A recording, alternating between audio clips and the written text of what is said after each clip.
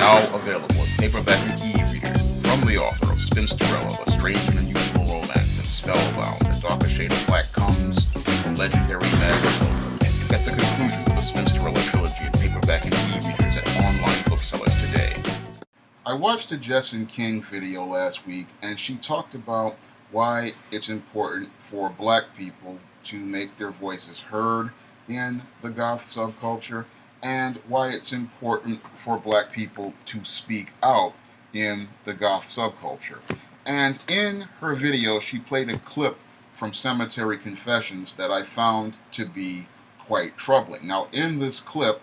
these guys are talking about the goth subculture, and they're talking about how black people in hip-hop gear shouldn't be considered goth. Now, this is a statement I take offense to, and it's one I take offense to because I understand that there are many black people in the goth subculture, and they express themselves in the way they see the world as dark. They're not coming from the traditional Victorian style, Gothic style. They're coming from their own interpretation of what they view the world from their darker perspective. And I made an example of this when I was writing my novel, The Legendary Mad Matilda, because in The Legendary Mad Matilda, there's a scene where Mad Matilda Crowley is hosting one of her raves, and she's walking around the rave and trying to see how people are doing. And she gets to the gate, and at the gate, one of her people is trying to prevent a guy dressed in a Carl Kanai jean suit from coming into the rave because he's not wearing goth gear, as he says. And Matilda lets him know to let the guy in, and as the guy comes into the rave, he then talks to Matilda and tells her he's been part of the scene for years. And there are a lot of black people who have been a part of the goth scene, and there are many darkly inclined black people who have been part of the scene for years, and they express themselves differently than what your traditional goth dresses as. And many people who are African American who are part of the goth scene, they do dress in a what people call a hip-hop style, and they're dressing in that style because they are expressing darkness as they see it. Because when it comes down to their view of darkness and seeing the world from a darker perspective,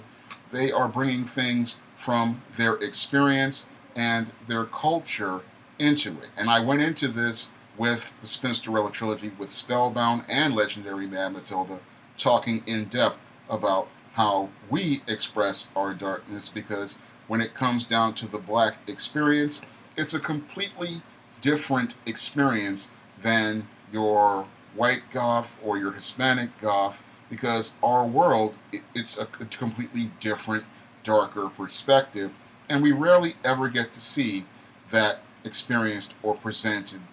in mainstream media. That's why it's important for black people to continue to speak out, and that's why I believed it was important to write the books of the Spinsterella trilogy, because I wanted to show how African Americans were a part of the goth subculture, how African Americans contributed to the goth subculture, and how we expressed ourselves in the goth subculture. Because when it comes down to what people call hip-hop gear, there are many black people who want to bring their experiences and their culture into the subculture, and we've done that for years. I mean, I could look at music like TLC's Waterfalls, and I could see darkness in that. I could see that in many of Michael Jackson's songs and many of Michael Jackson's videos. I could even see it in Bobby Brown's video Feelin' Inside, which is literally like watching a whole lot of goth imagery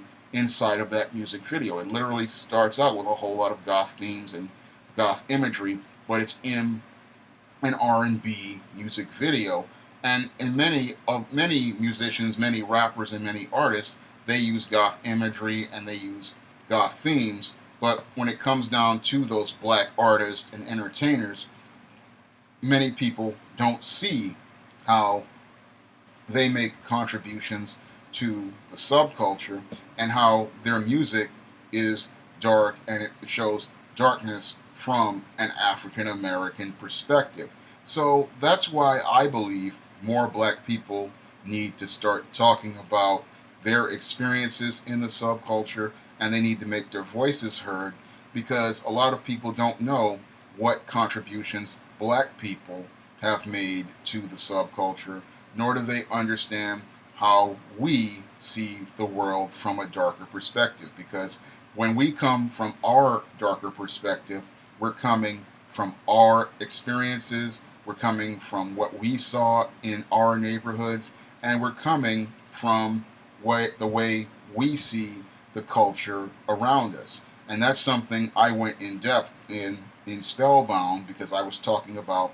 black the black experience as related to darkness, because I came from the 1980s when New York City was literally falling completely apart. There were abandoned buildings all around me, and I'm coming from the place of where I saw the darkest period in New York City history. When I wrote Spellbound, I was coming from that really dark period of New York City, and where we had all these abandoned buildings, where there was a lot of crime, where there was a lot of what was the crack epidemic, at the height of the crack epidemic, where it wasn't safe. I mean, I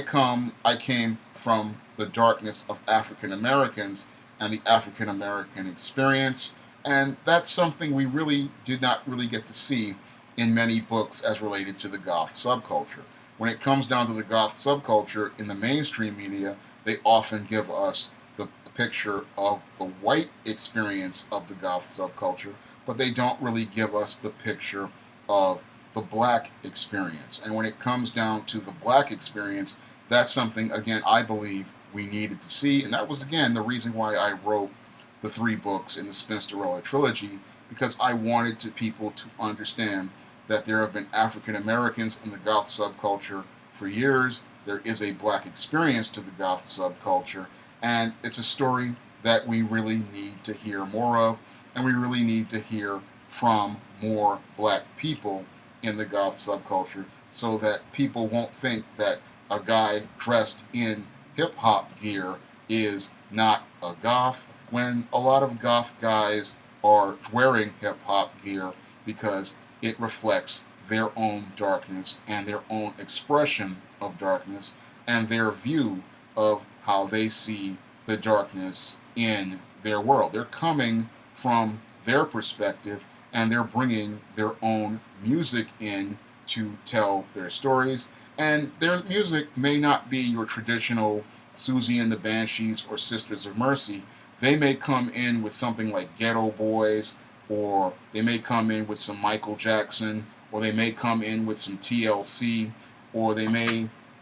come in with some Prince, but they're bringing their music in to show how they're going to express their dark views and their views of what they see as goth. And that's something that I believe needs to be shown as having its equal value as the traditional goth bands, because when it comes down to black goth, I believe we really need to show how our expression of darkness is distinct, how it's unique, and how it is special in its own way. And the only way we can do that is if more people start talking and telling our stories, and more black people come out and start speaking up about what black people have contributed to the goth subculture. If you'd like to pick up the books in the Spinsterella trilogy and learn more about the African American goth subculture, you can pick up Spinsterella, Spellbound, and the legendary Mad Matilda on Amazon.com in paperback and ebook by clicking the link in the description box. That's all I have to say for this video. You can comment, rate, and subscribe.